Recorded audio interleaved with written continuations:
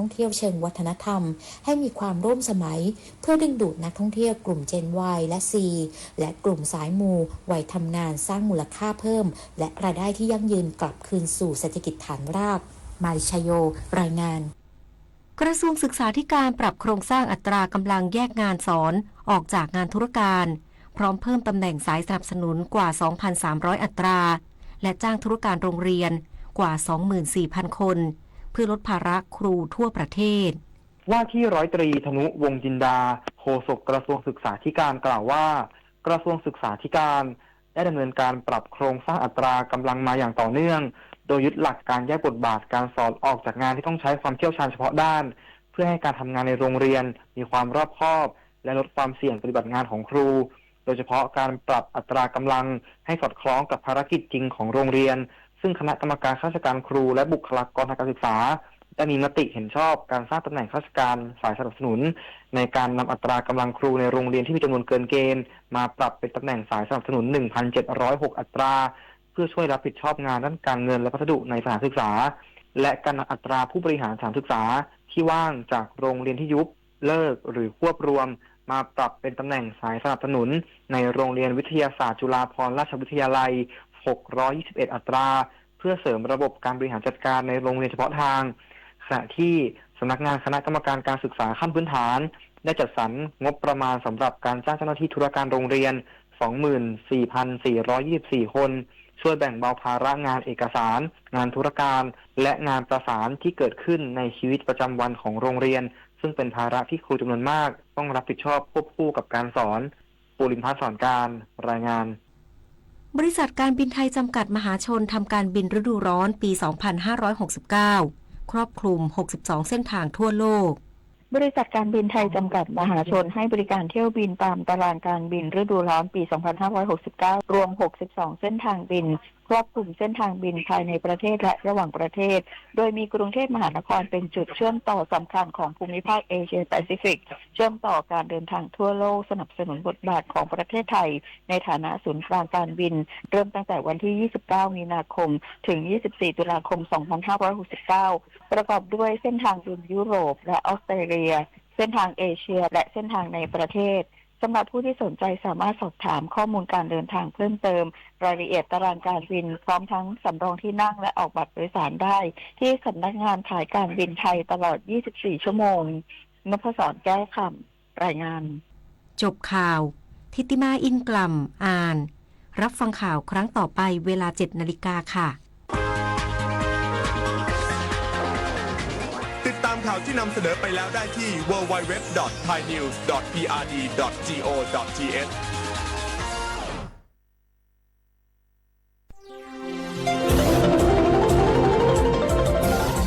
วิทยุแห่งประเทศไทยให้ความรู้คู่ความสุข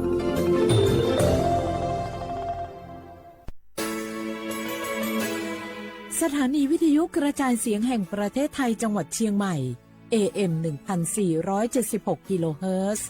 สถานีวิทยุภาคภาษาชาติพันธุ์แห่งเดียวในประเทศไทยที่มีความทันสมัยเชื่อถือได้สร้างอัตลักษณ์กลุ่มชาติพันธุ์สู่สากล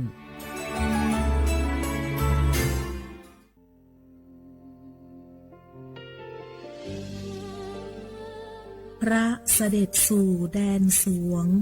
ไทยทั้งปวงน้อมสำนึกในพระมหากรุณาธิคุณตราบนิรันดร์ข้าพระพุทธเจ้าข้าราชการและเจ้าหน้าที่สถานีวิทยุกระจายเสียงแห่งประเทศไทยจังหวัดเชียงใหม่กรมประชาสัมพันธ์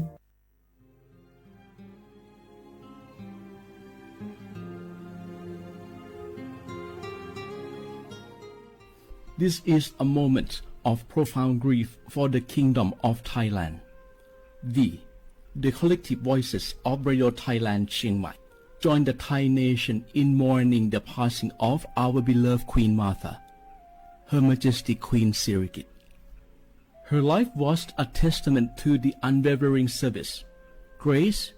and deep love for the Thai people. Our humble condolences and thoughts are with His Majesty the King, the royal family, and all the Thai people during this deeply sorrowful time. We will remember her forever.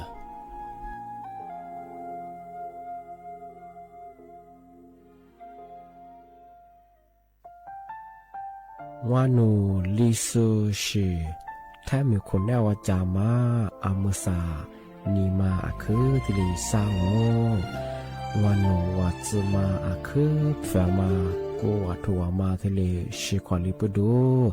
Tami kunewa jama Wanu lisu shi ya khwazapo Ama he Taho lila tili Nima jaja Nima tili sajangoรากฐานสังคมไทยตั้งแต่อดีตจนถึงปัจจุบันเคารพเทิดทูนสถาบันพระมหากษัตริย์เป็นศูนย์รวมจิตใจที่เหนียวแน่นของคนไทยในเวลาที่เกิดวิกฤตทางการเมืองพระบารมีของพระเจ้าอยู่หัวก็ทำให้เกิดความสงบและช่วงที่เกิดวิกฤตเศรษฐกิจปรัชญาเศรษฐกิจพอเพียงของพระเจ้าอยู่หัวรัชกาลที่ 9พระราชทานให้กับคนไทยก็ทำให้ผู้ที่น้อมนำมาปฏิบัติมีภูมิคุ้มกันและไม่เกิดความเสียหายพระปฐมบรมราชโองการของพระเจ้าอยู่หัวรัชกาลที่ 10เราจะสืบสานรักษาและต่อยอดและครองแผ่นดินโดยธรรมเพื่อประโยชน์สุขแห่งอาณาราษฎรตลอดไปพระมหากษัตริย์ไทยทุกพระองค์ทรงห่วงใยราชเสมอสถาบันพระมหากษัตริย์ไทยศูนย์รวมใจไทยทั้งชาติ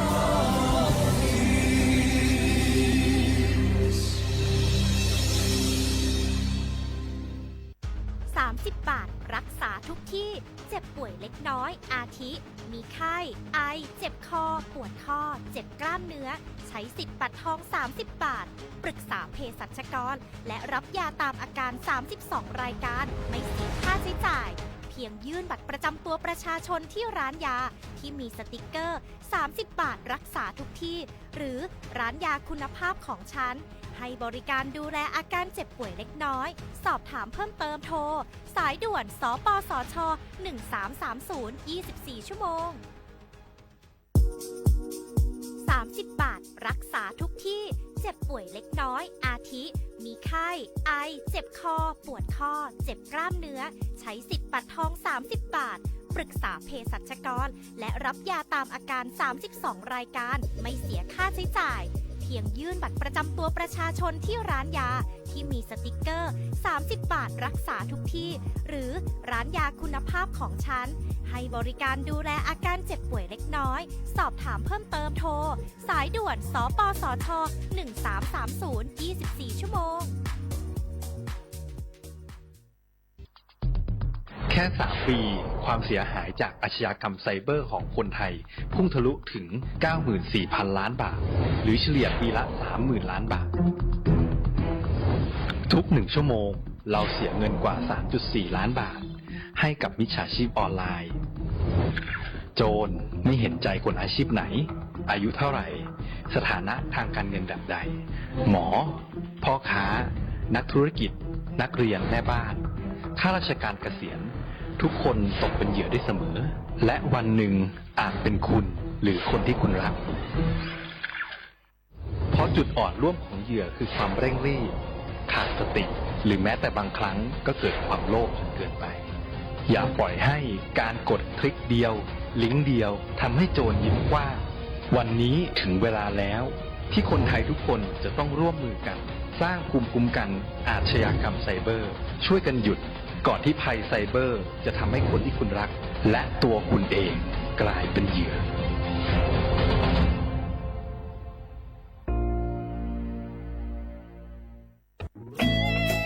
หนึ่งเสียงของท่านมีความหมายต่ออนาคตประเทศการเลือกตั้งคือโอกาสสำคัญที่ประชาชนจะได้ร่วมกำหนดทิศทางบ้านเมืองขอเชิญชวนพี่น้องประชาชนผู้มีสิทธิ์เลือกตั้งทุกท่านออกไปใช้สิทธิ์เลือกตั้งปี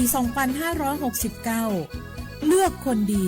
เลือกผู้แทนที่ตั้งใจทำงานเพื่อประโยชน์ของประชาชนบดีปล่อยให้เสียงของท่านเงียบหายเพราะประชาธิปไตยเริ่มต้นที่การไปใช้สิทธิ์ร่วมกันไปเลือกตั้งอย่างพร้อมเพรียงกันวันอาทิตย์ที่ 8 กุมภาพันธ์ 2569 8 โมงเช้าถึง 5 โมงแลงใช้สิทธิ์ใช้เสียงเพื่ออนาคตของประเทศไทย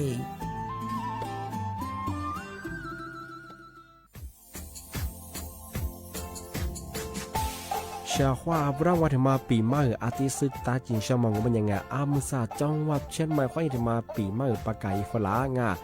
ที่5ที่นี่ก่อนพวกควายยังว่า5ซาซึที่นี่สังเกตคนอยู่ตรงนี้โฉดซึกูกว่า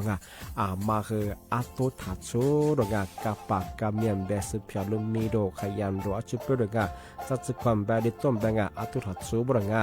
อาทิยาวพื้นที่หรือตัวจางงเป็นยังกว่ายาระบบไฟดีควายนี้มาอนุญาตอยู่ไม่คือมาคืออาตุทัดโชดง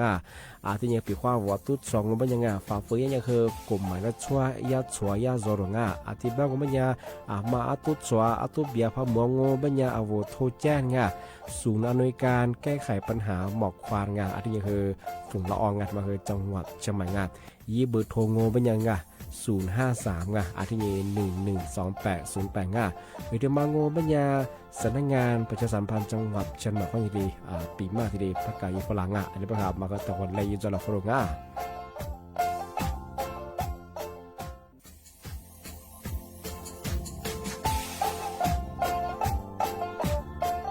น่าถึงมาปีใหม่ซึ่งจีนชมังโงมันยาคณะรัฐมนตรีมีมติยากกว่าอยู่หัวมองเมื่อเหื่อนยากุลาซื้อหาหนีซื้อกู้ยัง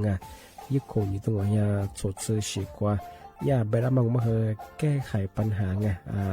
สถานะอาทิตย์เหื่อสัญชาติเอาถ้าเป็นคนเนี่ยว่าจะส่วนอาทิตย์ใบยาทยากรมหมายถือว่าไปรับมองเมื่อเหื่อมาตราที่17แห่งพระราชบัญญัติคนเข้าเมืองพอ2มันอยากให้ญี่ปุ่นอยากคือหนีตัวหนีซึหนีกวางเทวถ้ามีคนเนี่ยว่าจุฬาโซอาทิตย์คือมือซาจางเป็นยังไงอาทิตย์ว่ามีทะเบียนประวัติเธอถูกต้องอยู่อาทิตย์แบบว่าสารว่ายื่นขอสถานะคนต่างด้าวเข้าเมืองโดยชอบด้วยกฎหมายที่ดียินหน้าบุรุษอาทิตย์ทยากรมหมายถือว่าบรรดามันเป็นมาตราที่7ทวีแห่งพระราชบัญญัติสัญชาติยึดขวงว่าไปเฮอพศยัง2508เอาถ้ามีคนได้ว่าเฮตาซุงโงไม่ยังอาทิยังเฮอาบามันก็จะเฮอามาเอาว่าอยู่ในทะเบียนประวัติบุคคลอาทิแบบว่าไม่มีสถานะทางทะเบียนมาจุบะเฮสามารถยื่นขอสัญชาติไทยที่กรุงเทพมหานครยื่นที่สำนักบริหารการทะเบียนกรมการปกครองอาทิแบบว่าส่วนต่างจังหวัดจะสุบะเฮว่ายื่นต่อในอำเภอตานภูมิลำนาปีขวานวแล้วก็จะบอกว่าอำเภอยี่ที่ยื้อชองยื้อเวลางูมันยาว่าเวลาใช้กันยาขนาดถี่เนี่ยควานยี่นวันยังสิอันเดียบเฮนี่มีกับพวกควานยี่ที่น่าเหียโชฮาหนีซึกูยังไงยึดโขนยี่ตัวเหียโชซึกูกว่าเสือทีนี้ยื้อชองถึงมาปีเมื่อซึ่งจุดเช้าว่าชอบได้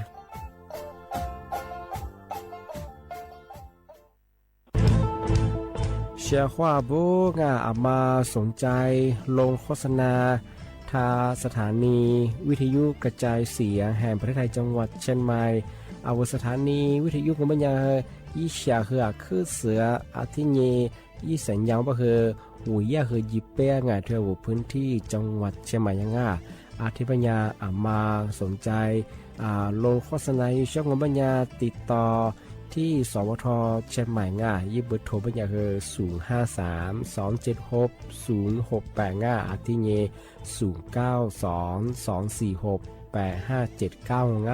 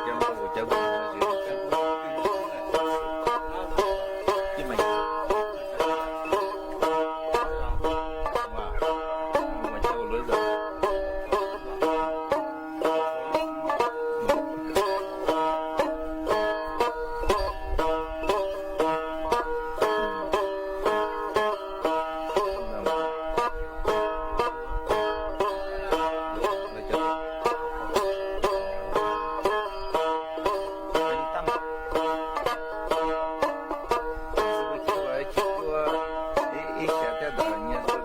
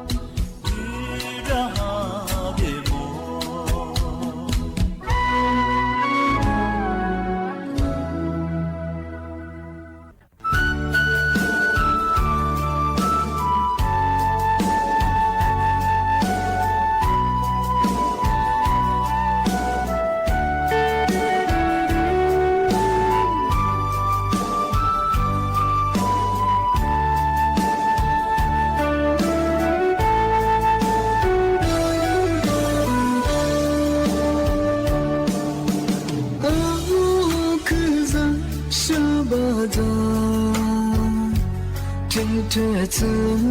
努力我冇买单，别的梦是你别顾不到，可我落叶落地河，是这辈子我记住，是那不苦啊路上。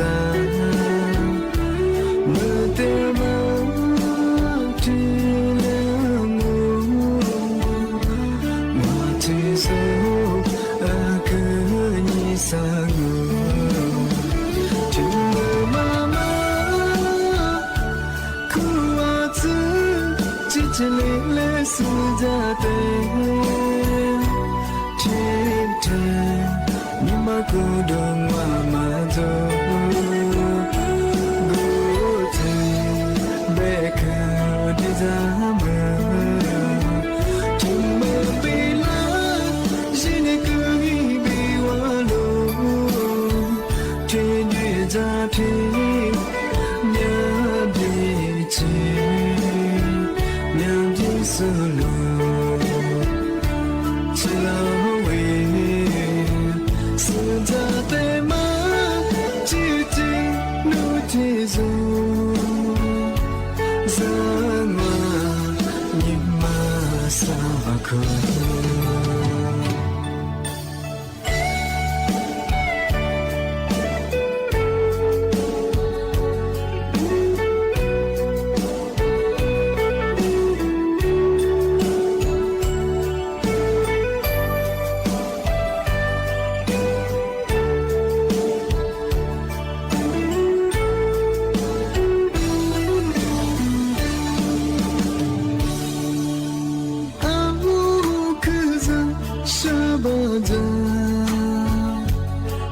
这次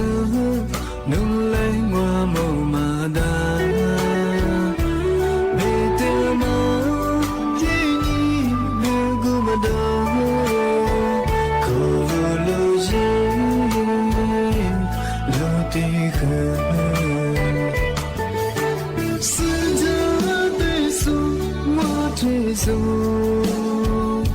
是那不苦啊路上。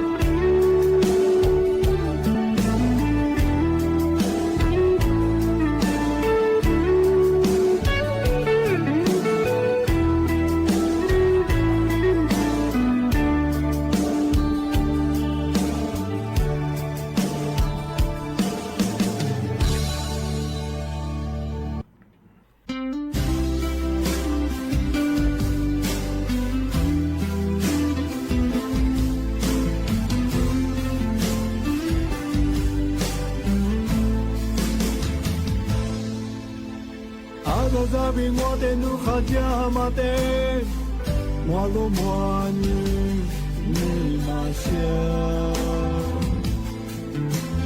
mo mya bya mi nu pe tu a za za chi lo nu mu ne kwa mo te ni lo lo bya mi nu ni ma kwa na su 的你那边。努尼玛比努努尼阿只年我的玛雅贝，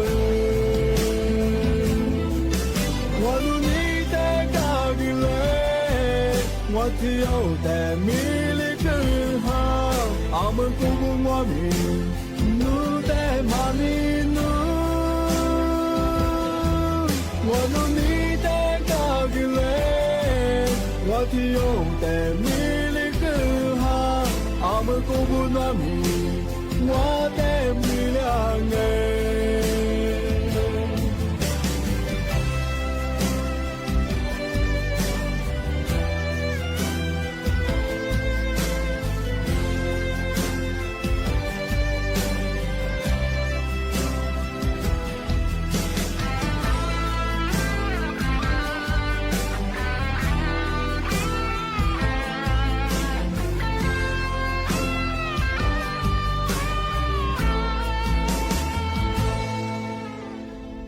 嘎比我的努哈加马的，我都莫你马下，我苗苗米努贝杜阿扎扎西罗，努么努光我的你我路白米，努你马关那，苏的你那贝。努尼玛比努努尼阿只年我的玛雅贝，我努尼的嘎吉勒，我只有的米里根哈，阿门古古我米努的玛尼努，我努尼的嘎吉勒，我只有的米。阿门古古那米，我的米亮哎，我努尼的嘎吉勒，我只有的米里根哈，阿门古古我米，努的玛尼努，我努尼的嘎吉勒，我只有的。古古糯米，我的米亮哎，阿门古古糯米，我的米里土。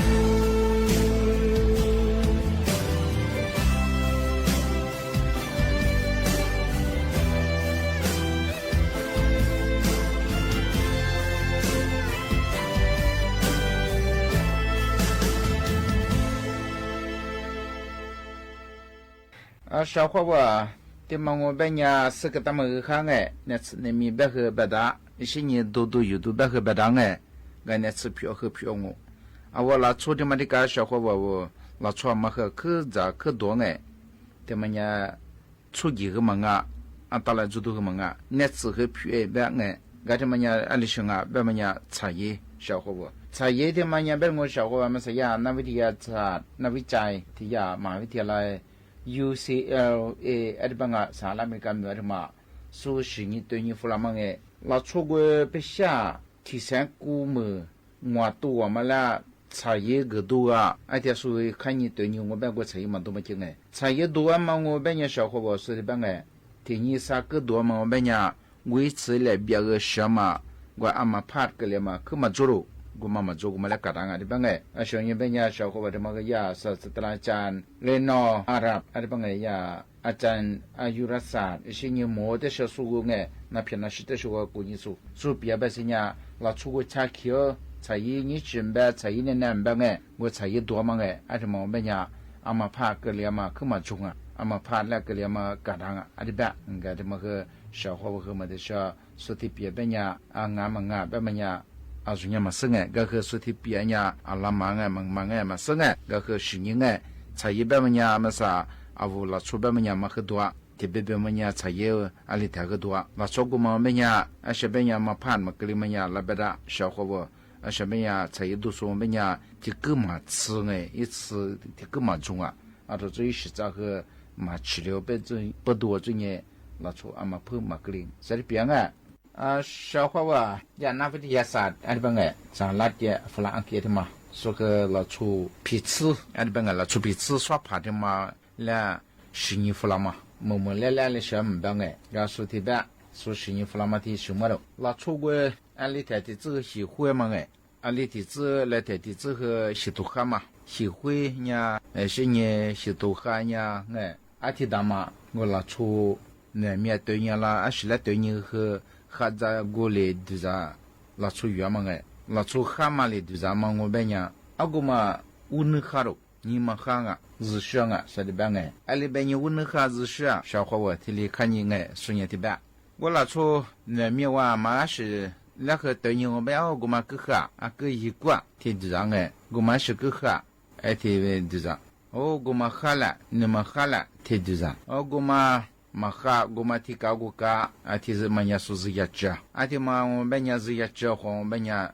de sa sidwa de benya nyima sa wala cho meti mala kha she de mo benya a she kha she de mo benya inyima lia inyima he pya janga la cho gu nyima pya ma benya shi huya ga ngala sha mo ta ji he pya yi no ku ne ati mo benya na ma zuru pya ma zu na pya na shi na pya ma zu sa de banga nyima tsigu ma zuอันเดียวมันเนี่ย日上啊说的呗啊我拉出小伙伴做看你我可对着啊小和尺度里对着嘛我拉出吃啥的嘛别人对你嘛那么偏和对别当哎啊个那么去拉出黑地里我对着啥的我们你嘛苦苦嘛也嘛别你嘛嘛对我们呀热嘛不对我们呀过的过面那个脑哎这个那样这个脑啊咱呀可怕对着啥的我们呀我啊这么个我那嘿nga tika shakho bonge te omenya te ma khe avula chu me ti ti samala khaza go dza nya sunya te bange kharo ate omenya ama kha ni shong menya khaza go li dza hinza go tha dza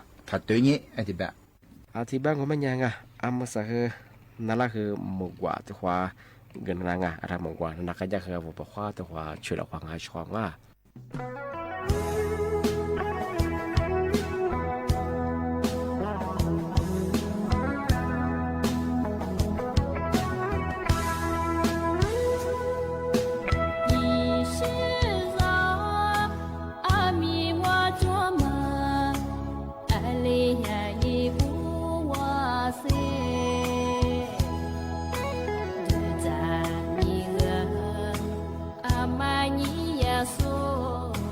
so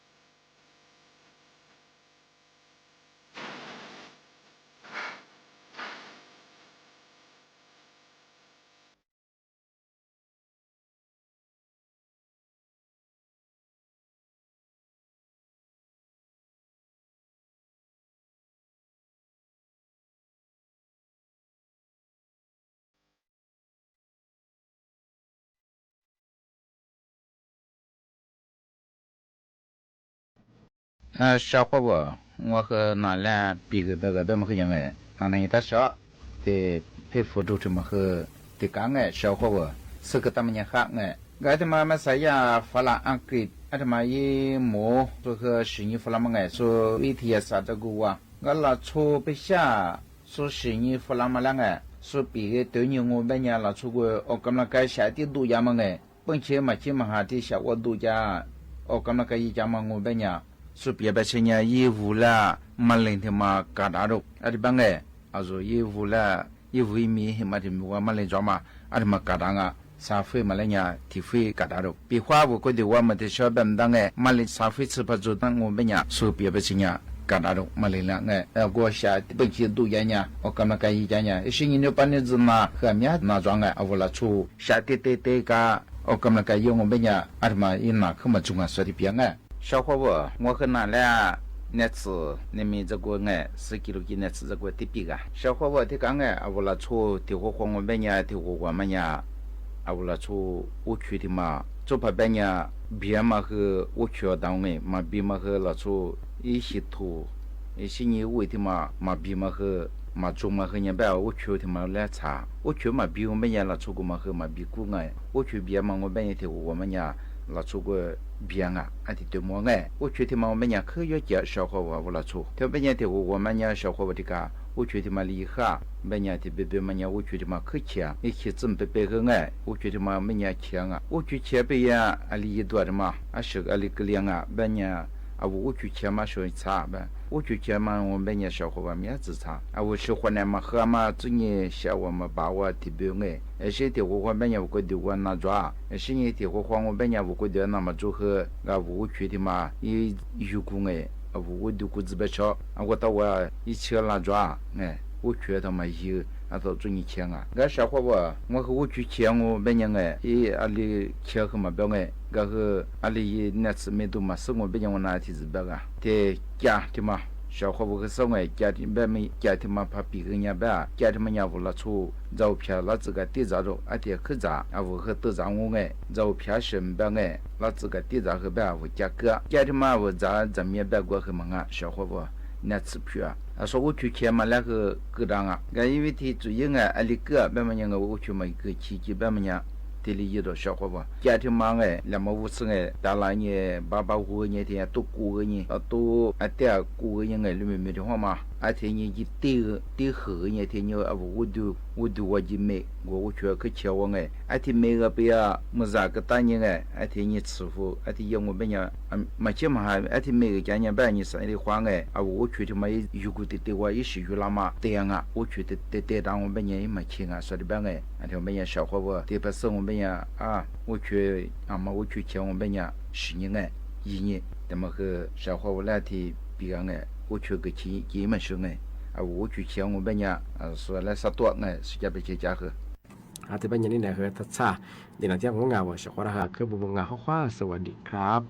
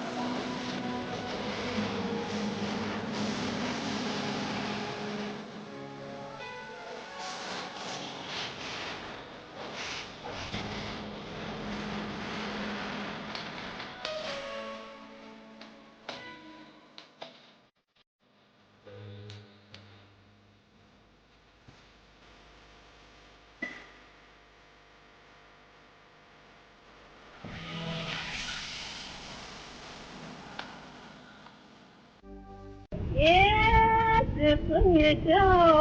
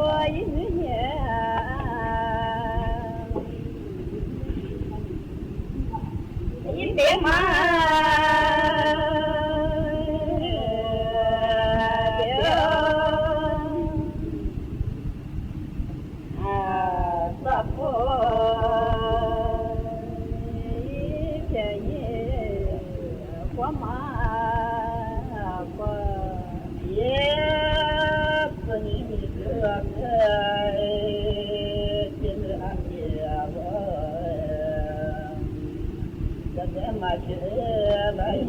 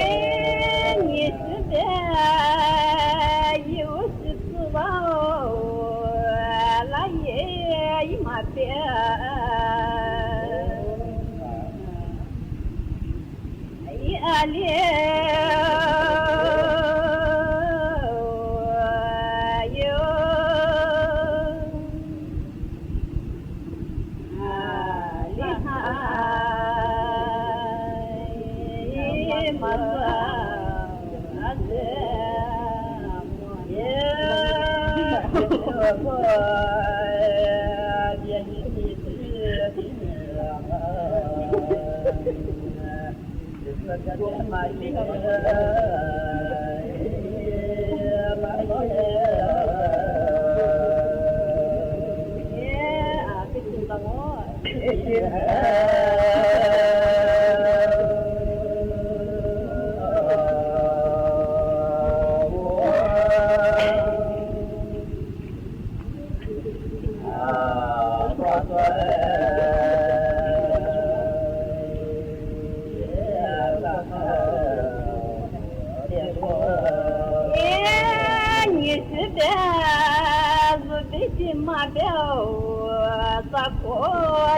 để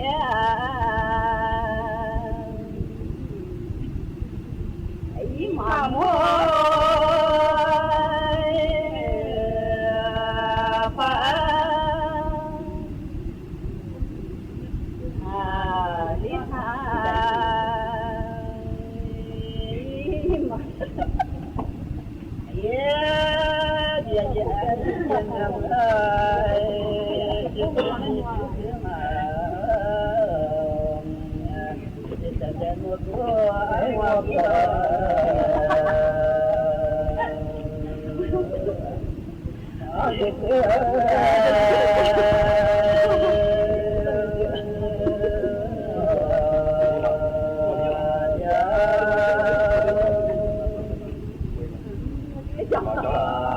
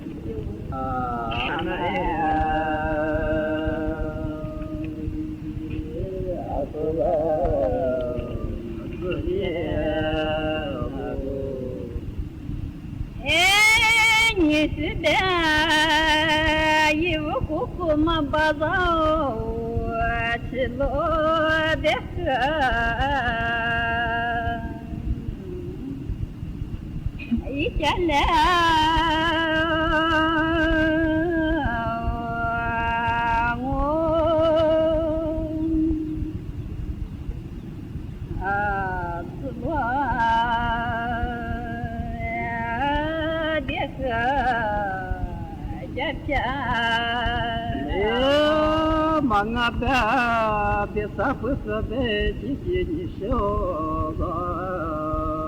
no polo da sai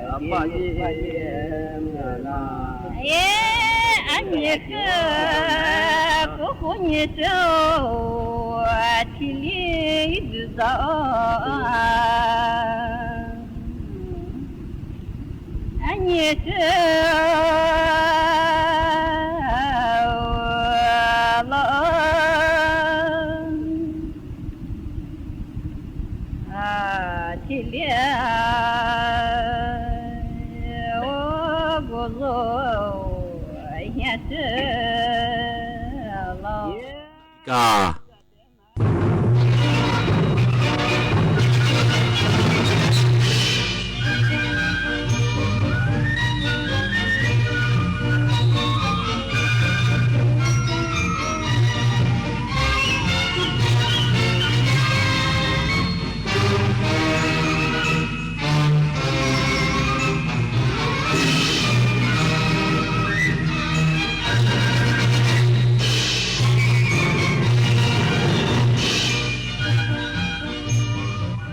ที่นี่สถานีวิทยุกระจายเสียงแห่งประเทศไทยต่อไปเสนอข่าวซึ่งมีหัวข้อข่าว